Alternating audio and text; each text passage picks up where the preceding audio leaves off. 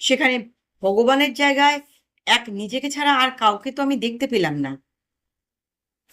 এই বিপুল আর বিচিত্র লটবহর আমাকেই গাড়ি থেকে নামাতে হবে।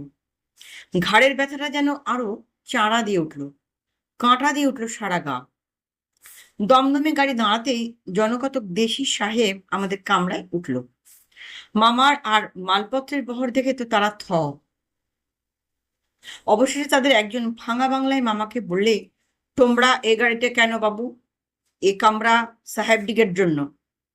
দরজায় নোটিশ তোমরা দেখনি? ফর ইউরোপিয়ানস অনলি, তোমাদের নামিতে হইবে। সবে মাত্র আয়েশ করছেন, নামার কথায় মামার মাথা গরম হয়ে গেল। তিনি বললেন, কেন নামিতে যাইব? অল রাইট, দেখি তোমরা নামিবে কিনা, পরের স্টেশনে দেখা যাইবে।